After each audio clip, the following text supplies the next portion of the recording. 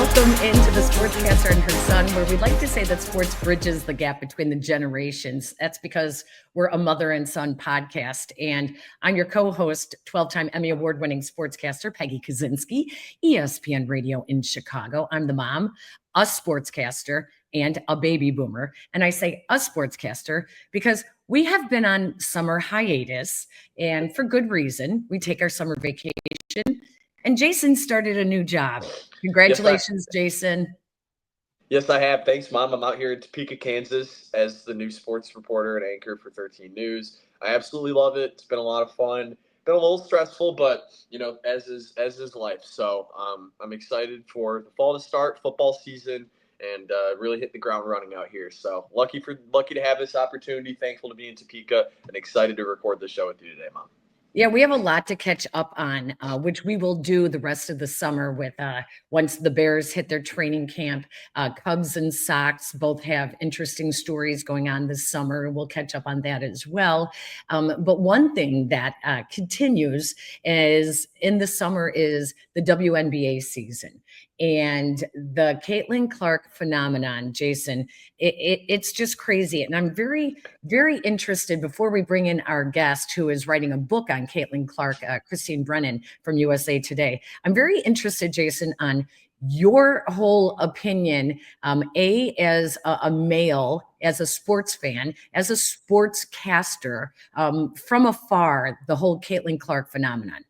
Yeah, CaitlinClark to me is like the Babe Ruth of women's basketball. I mean, she is completely revolutionizing the way that the sport is played, the way that the sport's watched, and most importantly, the way that the sport is respected. I think people are talking about women's basketball like it's on the same level as every other professional sport for the first time in a long time, because there's this outward-facing superstar who's really damn cool to watch, and that's CaitlinClark. And so she does such a great job of handling her fame. She's so well media trained. It seems like everything that she does is right and helps advance the game. Yeah, there's some of the difficult circumstances in the WNBA with some of the other players making it difficult on her. But for the most part, CaitlinClark in the WNBA has just been, like I said, it's been like Babe Ruth coming into Major League Baseball. It's going to be hard to envision the history of the WNBA 20 years down the line without CaitlinClark. She's kind of also the Tiger Woods of the W, in that her popularity is really an opportunity for the W to catapult to the next level. It's also an opportunity for the current players in the W to cash in as well.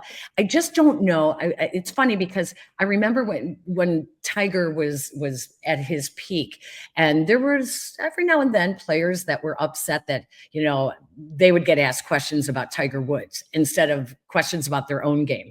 And it's pretty much the same of what we get in the W when players are asked about CaitlinClark. They get upset. Angel Reese, for instance, in Chicago with the Sky. There's no denying that they have a rivalry that started in college. I on the one hand, I roll my eyes sometimes when the players get upset, but on the other hand, hey, welcome to success in sports. Like, they are going to pick it apart. They are going to set you up question-wise, and they're going to kind of poke the bear a little bit. Look at the NBA in the 80s and the 90s. I mean, it was so superstar and rivalry driven. You had Jordan against the bad boy Pistons. You had Larry against Magic. There were so many rivalries that you wanted to tune in for, not just because the teams who were playing, but because the players who were playing against each other genuinely didn't like each other. And we're starting to see that in the WNBA, which is really good for the WNBA because we don't really have that in other sports right now. I would call this like the buddy era of professional sports. Everybody grew up playing AAU together. Some of these guys traveled far and wide to play high school ball together. So everyone's friends. They've all known each other for years. It's different in the WNBA when there's a little bit of animosity, a lot of animosity towards CaitlinClark for bringing this much fame and attention with her. These women who think that what they've been doing all along has been good enough and worthy of the attention. And I'm not saying that it hasn't been. But these rivalries and this bad blood, even though it's unfair to CaitlinClark, it's really good for the sport. And I'm sure she knows that. Yeah, it's funny. I was telling my radio partner, Dion Miller from ESPN Chicago, that the CaitlinClark effect is like mom jeans. I don't know what the draw is. I'm not sure. I mean, there's some likability, okay, but not something that should be going on as long as it is.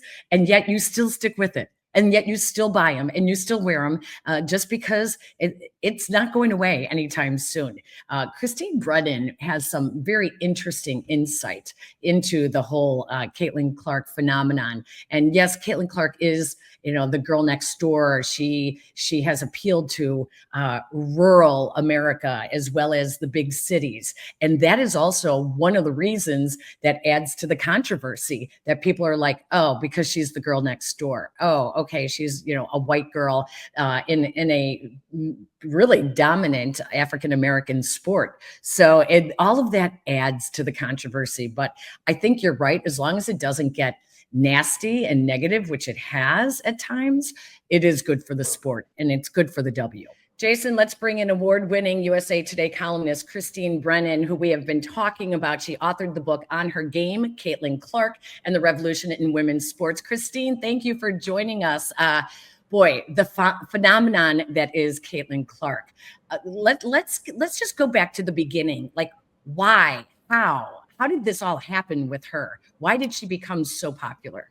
That's a question, Peggy. Jason, great to be with you both. A huge fan, Peggy. I mean, my goodness, what a trailblazer you are in our profession. And thanks for all you do, and what a role model. And Jason, you too, of course. But this is the number one question. I say this even in the book, like, why? Of all the women who have played sports, right? And they're amazing superstars. Why CaitlinClark? Well, want to differentiate for a second. Obviously we're talking women's team sports. We've clearly had incredible superstars in this country and the world in women's tennis, right? I mean, that goes back to Billie Jean King fighting for prize money in the US Open in 1973. So women were encouraged to play tennis because you could get equal prize money in the United States. 1973. I mean, how amazing was Billie Jean King? It took more than a quarter century for the Australian Open, the French Open, and Wimbledon to come along and pay the women equally to the men at their tournaments. So tennis has been very welcoming for women, and also was a very acceptable sport for girls growing up, including me. Growing up in Toledo, the daughter of two South Side parents, South Shore High School and Hyde Park High School for my mom and dad, who then moved to Toledo before I was born. That was, basically you're thinking about being a girl growing up. That was my sport, tennis. And then until high school, and then everything after that. But the boys went to Little League. Girls played, if you had an athletic daughter, she played tennis or golf, right? Or you swam, or you maybe thought about the Olympic sports, right? So that was it in our country. I mean, no one cared about women's team sports. So I think we need to say, you then go to eventually Venus Williams and Serena Williams, and the greatest of all time, individual sport. Same with Olympians, the superstars of the Olympics, Jackie Joyner-Kersee, Florence Griffith Joyner, any number of great swimmers, Janet Evans, obviously Katie Ledecky now, the great gymnasts, Mary Lou Retton to Simone Biles. Individual sports. We accepted that. We love that as a nation. Our women, our daughters, girls in individual sports. The team sport thing has come along, obviously, because of Title IX, now 53 years old, but it is much slower. And the only example I can give is the 1999 Women's World Cup, right? Where the nation fell in love, including Soldier Field game and the Rose Bowl, with the women's team that, of course, Brandi Chastain and Brianna Scurry and Mia Hamm, Julie Foudy. So that team was a team that everyone fell in love with, but then they disappeared for 14 months because there was no league yet. So there was nothing to sustain it. And then it was the Olympics in 2000, 14 months later. So it kind of fell off the radar a little bit. So now move ahead. And after 99, 2.5 years later, little baby is born in West Des Moines, Iowa, named CaitlinClark. And she starts to grow up in a world that is much more welcoming. And parents who, of course, were going to have their daughter, Clark's, Caitlin was going to play sports with a brother, older and younger brother. But even in families where that wouldn't have been the case, you have this great feeling about the 99 Women's World Cup that encourages parents, hey, team sports are cool, right? We've just watched this team be on the cover of Sports Illustrated and Time and Newsweek and People, no other story ever on those 4 covers in the same week, the 99 soccer. And so now you've got that. And anyway, So now you move ahead. That's the framework. And I know that's a lengthy answer, but it's important to set this moment in that time frame. Why? CaitlinClark is a basketball player, absolutely. But she's also, even more importantly in my mind, an entertainer. You know, when you are tuned in to a women's basketball game and you're seeing CaitlinClark in that Iowa jersey, and that's what I would do on the Big Ten Network or ESPN, watch them play Indiana or my beloved Northwestern, and you're seeing her chucking it from the parking lot and it goes in. And you like, and then you watch the replay, and that's what I would do. And you know, you guys, like both of you, I've covered a lot. I'm very lucky to have been around the world covering sports, Super Bowls, whatever. I was kind of like, what am I watching here? Right. I was feeling that way, and I'm guessing maybe you were too, that that's telling me something. This is different. This is not the usual. I've been wowed at the Olympics. I've been wowed at the Super Bowl. I've covered these stories. I've got a chance to interview these great athletes over the years. Tiger Woods, the length of his career, and that's what it was closest to, Tiger Woods. And so that is it. And then the passing again. You know what, guys? She's a high wire act at the circus. You cannot look away. You don't want to run to the bathroom or go to the refrigerator because she's bringing the ball up and who knows what's going to happen next.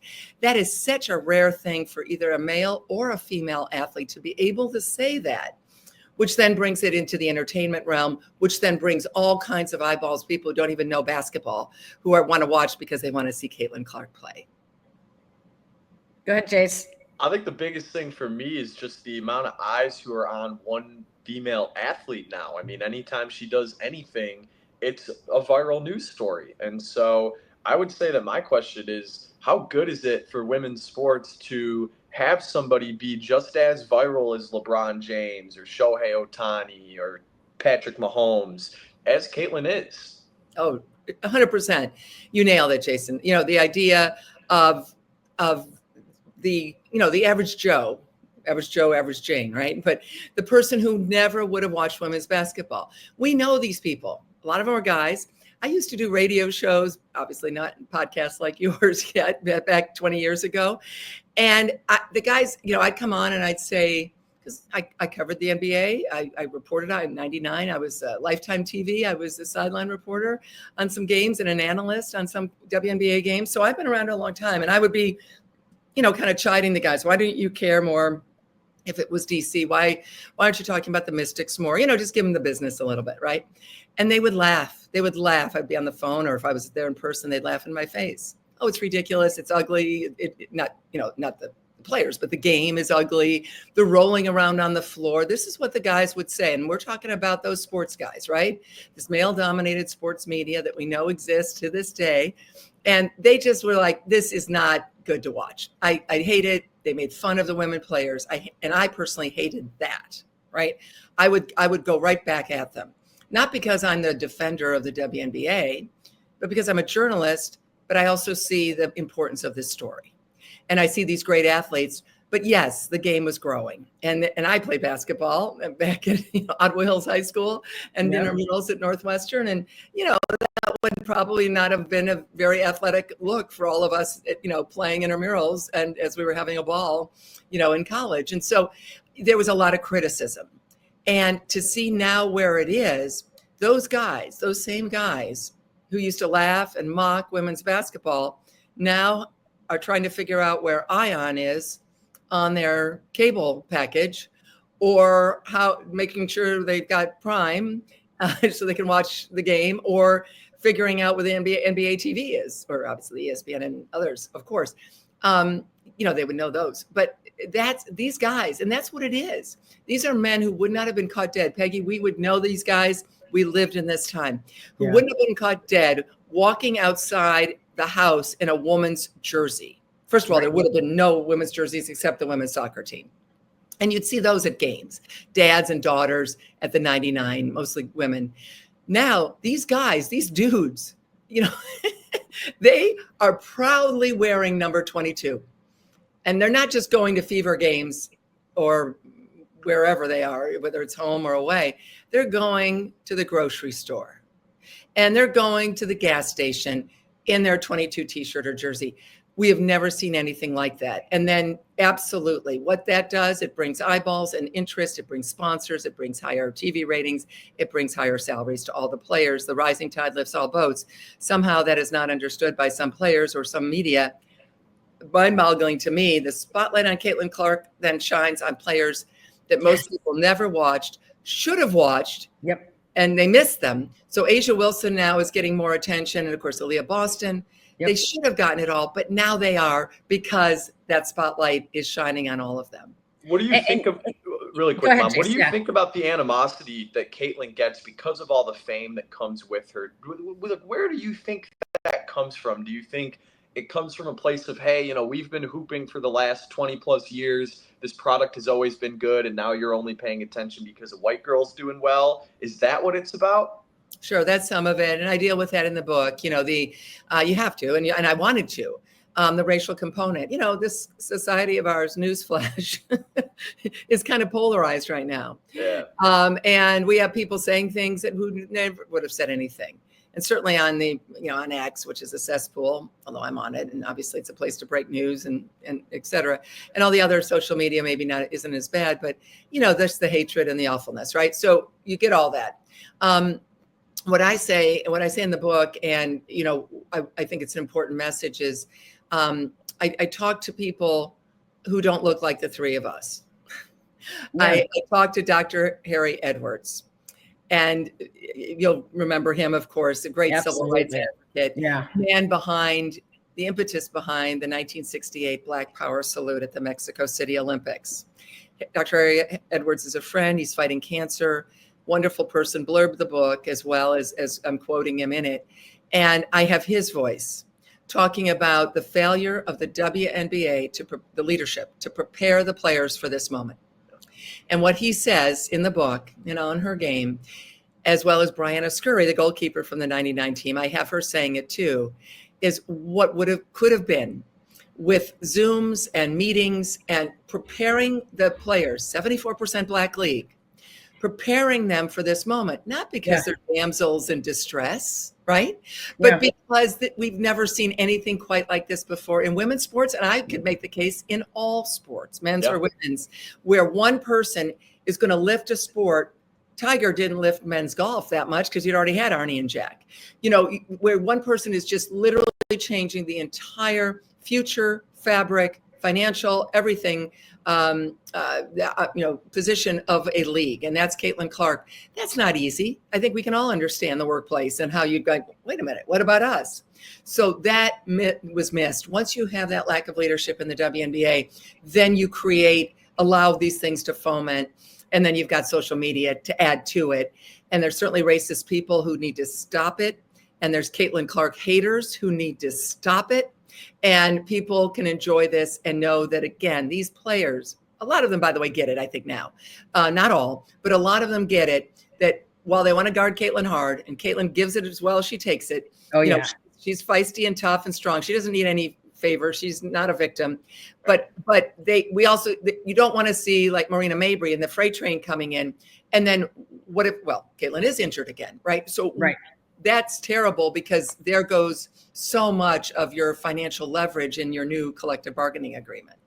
Totally. Listen, I love the controversy. I love the rivalry. I love the Angel Reese, CaitlinClark, Magic Larry Bird type of rivalry that's going on.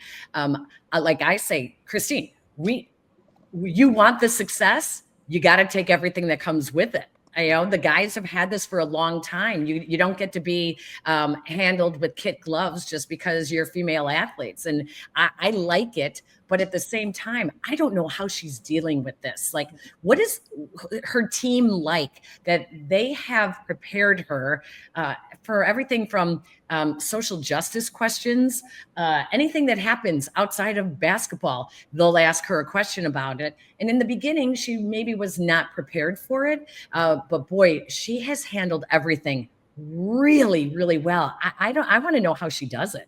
Yeah, well, I asked her a lot of questions. She answered every single one. As I say in the book, Peggy, she's 22 going on 40 or 50.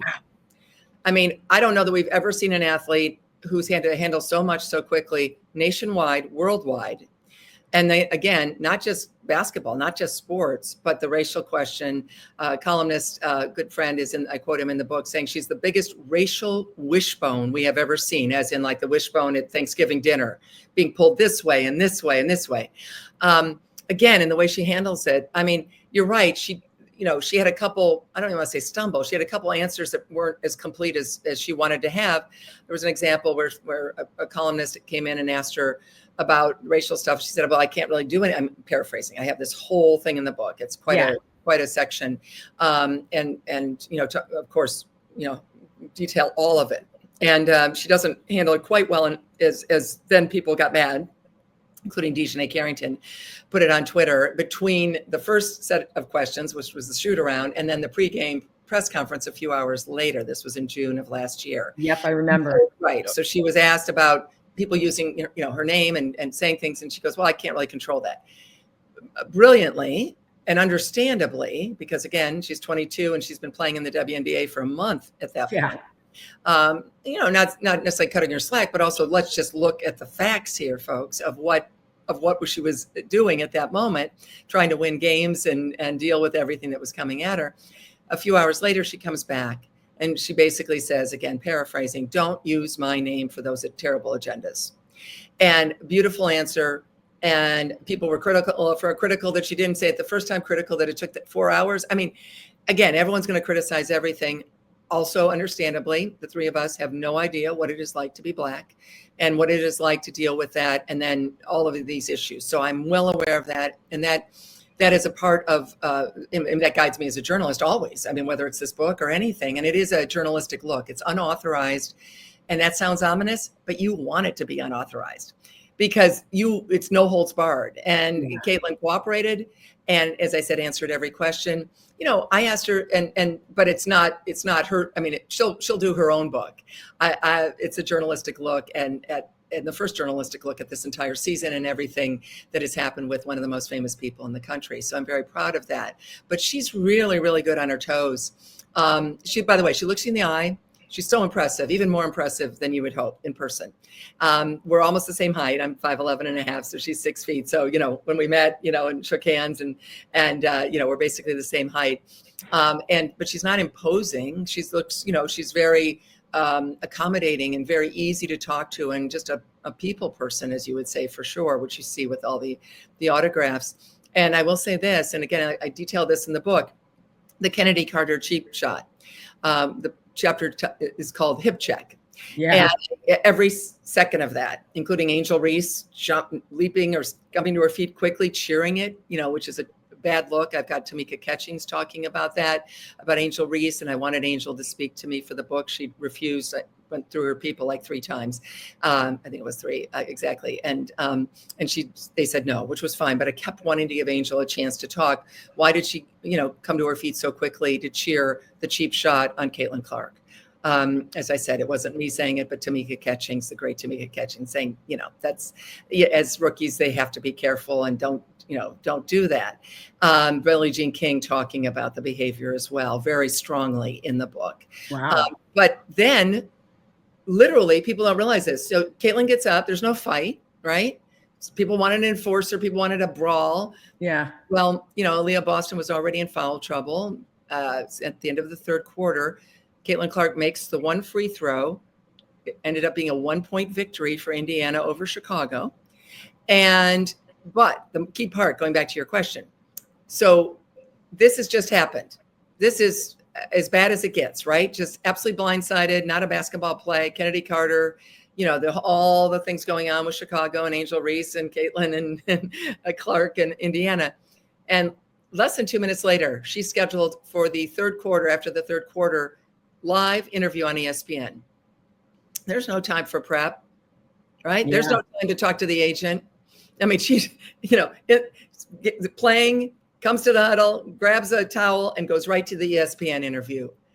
And she is magnificent in this interview. She goes, that's just not a basketball play, but we're going to move on, and then started talking about everything else. Wow.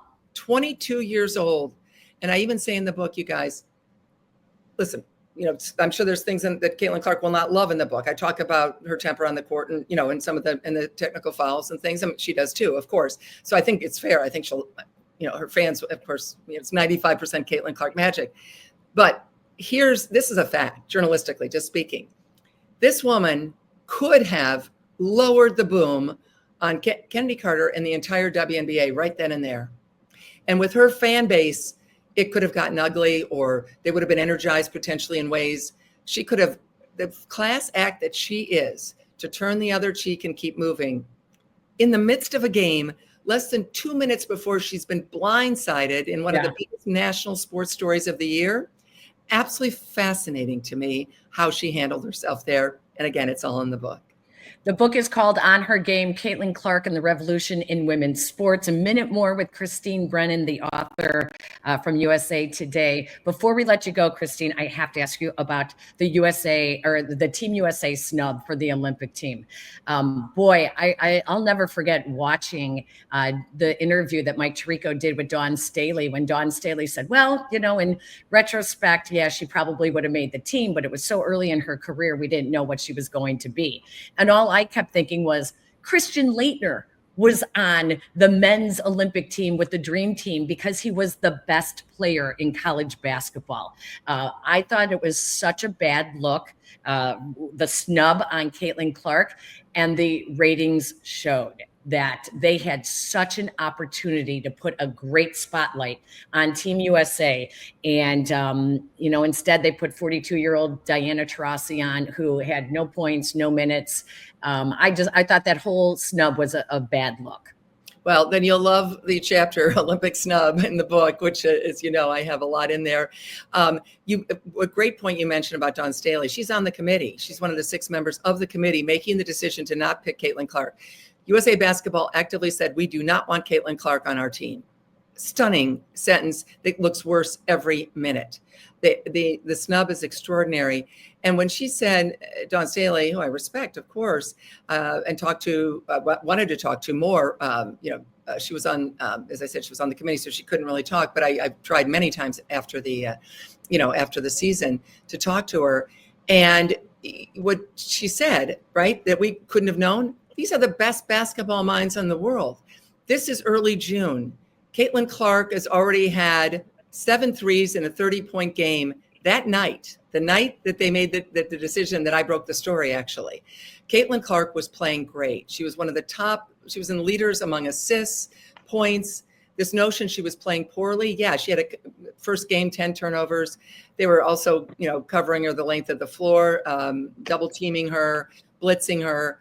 No one was getting the kind of defense she was getting. And she was still one of the league leaders by the end of May and early June. So you put her on that. Her stats were better than Diana Taurasi's. As you said, the going away present that they gave Taurasi, absolutely abominable behavior. So hard to say, but terrible. I'll go with that. Terrible behavior, terrible decision-making by USA Basketball, playing favorites, whatever it was. But I do go into that. But I specifically, the notion that these people were shocked at how good she was playing when she was playing really, really well at the moment they made the decision. They did not want her on their team. They wanted to go with a 42-year-old. I've covered the Olympics, as you guys know. So fortunate I am to be able to do this since 1984. I've covered many, many, many Olympic team selection decisions.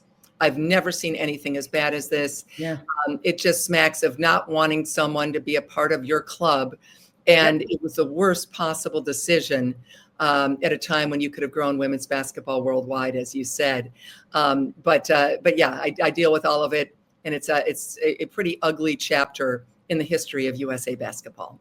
We cannot wait to read the book. It's coming out July 8th. For those of you who are watching and listening to the podcast, you can pre-order the book, which you may want to do because it is selling out as a pre-order already. You can sign up for the book signing.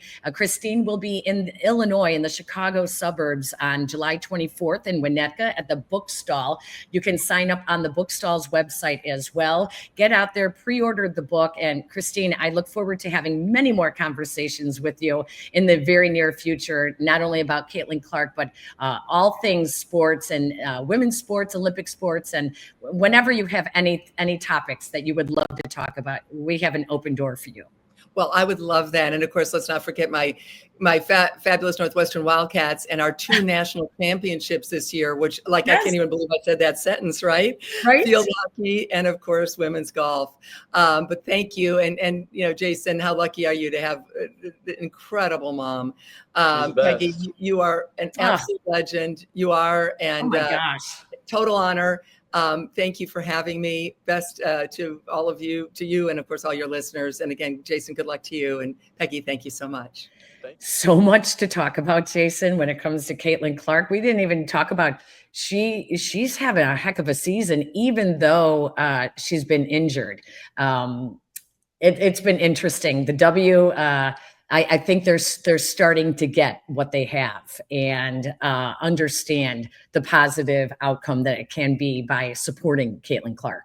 Well, and the money is just flowing in for the league. And in the time that we were recording this interview, the WNBA announced 3 new expansion teams to Detroit and to Philadelphia. And there's one more. It's Cleveland. Cleveland, yeah. So Philadelphia, Wow. Detroit, and Cleveland are all going to have WNBA teams by 2029. And so for this expansion to continue, Toronto's getting one in the near future. Golden State has one. It's their inaugural year, and they're already listed as the most valuable WNBA franchise.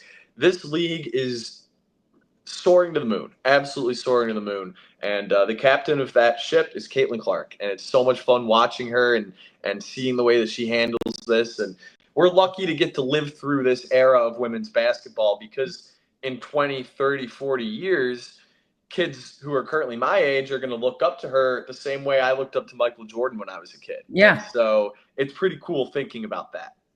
Christine Brennan mentioned it when she and I were growing up. I was a big Cheryl Miller fan. I mean, Cheryl Miller was on the cover of Sports Illustrated. And I remember thinking, oh my gosh, this is so cool. What it must be like to go to UCLA and the California schools and, Cheryl Miller and then Lisa Leslie. So to see this now is really, you're right. We're in a great era. Do you want to do some predictions? Yeah, I've always got some predictions on me. Always. My first prediction that I'm going to go with is I'm going to say that the Cubs will pull off a little blockbuster trade in the next month or so. This is their division to lose. They have clearly the best roster in the NL Central. For a good amount of time, they had the best record in the National League. Things have tailed off a little bit, and that's because of the pitching. So if the Cubs can add a controllable starter, 2 or 3 bullpen arms, I feel good about them making the National League Championship Series. That's not the prediction, though. The prediction is just that they're going to add a front of the rotation guy and at least 2 relievers. They're not strangers to the fact that that's clearly what they need. Yeah. Okay. Second prediction. Oh boy, second prediction. What were the Bulls doing last week? I have no idea. I'm trying to quantify their NBA draft in the nicest way possible. This reaction is so perfect because it's so Bulls. They spent a lottery pick on the 8th non-shooting wing that they have on the roster, which is what? What? First off, it's the worst position in the NBA, the non-shooting wing. Just a 6'6" guy who can grab rebounds and defend. Come on. And then they take this Lachlan Obrich from Australia in the second round, and who even really cares about a second-round pick? This guy played at UC Riverside 1 year of college basketball and was just okay. So those 2 picks were horrible in my opinion. And so my prediction is that in the next year where the Bulls should actually tank, they have control of their draft pick. They don't have to worry about getting a pick back or, finishing, top 3, blah, blah, blah, whatever. In a year where it's the perfect opportunity to tank and there's nothing standing in the way, I'll predict that the Bulls are going to be picking 12th, 13th, or 14th again next year. Oh my gosh. Yeah. They do everything a year too late. Trade Lonzo Ball, tank a season, everything. So, all right. Last prediction. Yeah, it's absolutely terrible. My last prediction, let's think about some, let's go to the NFL. Let's go to the NFL. Training camp starts next month.